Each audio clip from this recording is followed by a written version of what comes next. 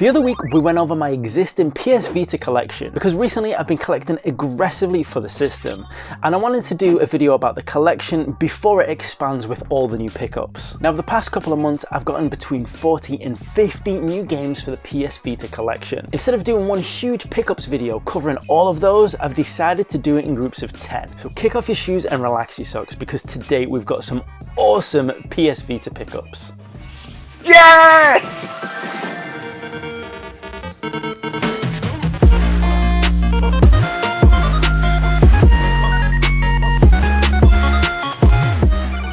If you love the PS Vita, if you love collecting for the PS Vita and everything about it, then you're in the right place. Because here on the Chronik Spartan gaming channel, we cover everything about the PS Vita and loads of other handheld consoles from the world of retro gaming. But without further ado, let's get into this week's PS Vita pickups. Now starting off the bat, we've got Root Letter. And I actually picked this up sometime last year, but I picked this up in a period when I wasn't aggressively collecting for the Vita, but I've been watching episodes of Games of War, and Joshua just has a way of describing video games, and the way he described Root Letter to me and the story about a young woman searching for answers in a kind of murder mystery plot is really, really intriguing to me. It sounds right up my street in terms of storyline, and in terms of visual novels, I love the idea of visual novels and I want to delve more and more into them. So this is the first of plenty of visual novels you're going to see being added to the PS Vita collection. Next up, we've got Galgun Double Peace. Now, in my previous episode on the PS Vita collection, I discussed how I had loads of games in an Amazon basket ready to buy over a period of time, back when they were cheaper. We're talking about 2 or 3 years ago now. And this was one of them, but I never got around to buying those games. I always waited until either they were a little bit cheaper or I had a bit more money.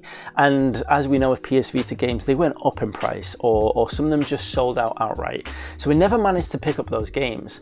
It was the Galgun limited edition that was in my actual basket, so it's a real shame I didn't manage to get that, but I did manage to actually pick up Galgun, and I got this one from CEX at a really decent price. Now I do love my shooting games, so this is right up there. It blends shooting with a kind of silly, crazy adult comedy that you get from Japanese games, so I'm definitely looking forward to trying this one out. Next up is another CEX pickup, and to be honest, a lot of these are CEX pickups. A lot of people might think that would be really expensive getting PS Vita games from CEX, but it's actually turned out really cheap for me, and I will go into detail on how I do that in a future episode.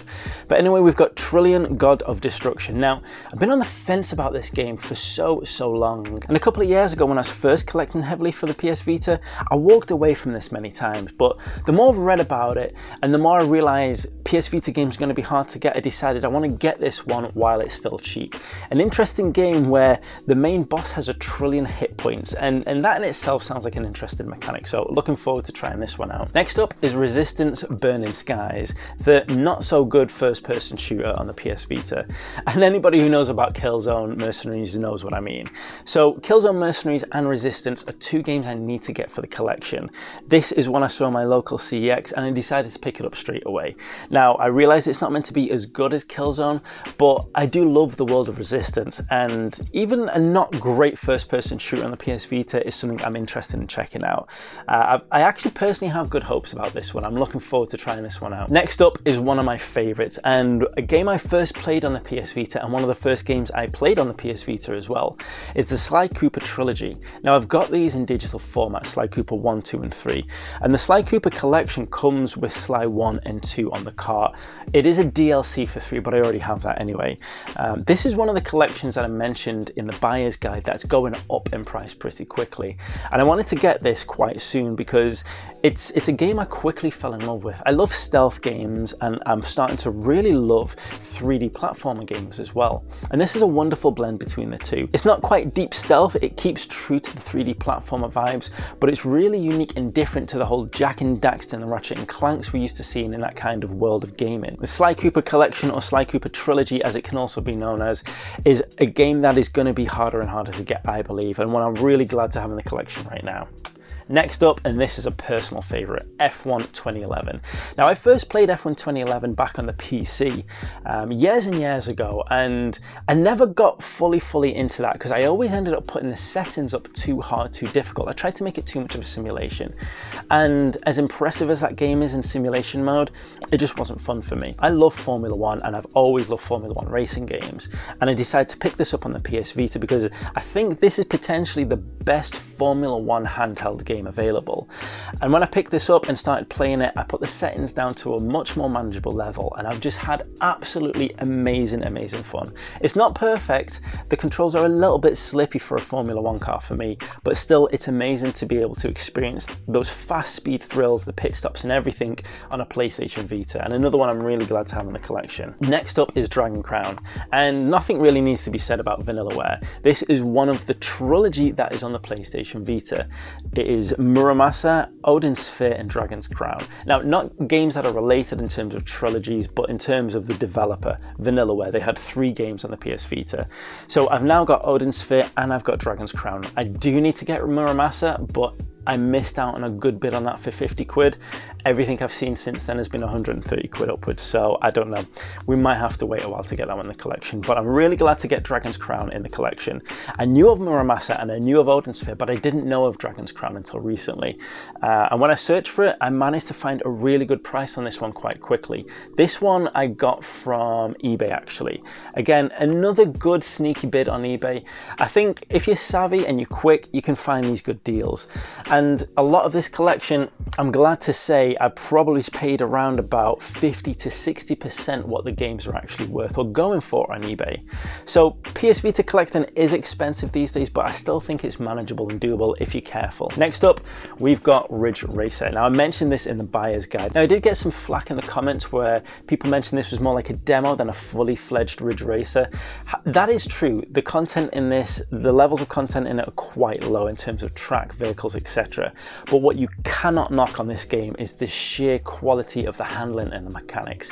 It is absolutely glorious and it looks stunning, and a game I'm really happy to have in the PS Vita collection. Handhelds for me, one of the best ways, one of the best types of games to play in handhelds are racing games, and this is one I'm having loads of fun with, so another awesome one for the collection. Now the next pickup is a game I've been on the fence about for a while, to be honest. A few years ago when I was collecting, I noticed this out and about quite a bit, and I always walked past it. I thought it was maybe a little bit too childish looking or cheesy. How wrong it seems I could have been. I was actually speaking to Radical Reggie about this and what his thoughts were on it, and he said it was a game that kept him up at night. Now, a survival horror game that can do that is a good survival horror game. And looking at the back of this from a different perspective, I'm starting to see different things than I saw when I first came across this game. And it's what I'm really interested in playing. However, I think I'm going to wait till Halloween to play this one. And now the last one for this week's episode is Steins Gate Zero. Now, as you know, I've got the Steins Gate limited edition. It's up there somewhere. I'm not going to try and pronounce the name of that limited edition, but it turns out it's a very difficult to find limited edition. Now, a game I always wanted to get in the collection alongside that was Steins Gate Zero. Now, I was quite lucky in getting the limited edition for the Steins Gate that I got at the price it was, so I wasn't looking for Steins Gate Zero limited edition. So I was happy to just go and find the game itself. And again, I picked this one up at CEX, a decent price as well. I think this one was around about £15–80, but another one to fit in the PS Vita collection. And like I said, we're going to start to see more and more visual novels appearing in my collection over time. And this is one that completes the Steins Gate double anyway for me, and another one for the collection for this week. Now, like I said, there's plenty more of these pickups to go through, and I'll be filming the next episode within seconds, and you'll probably see it in about a week or so. If you don't want to miss out on that episode, then hit the subscribe button and ring the notification bell so you don't miss out on it. Once again, thank you for watching and see you next time.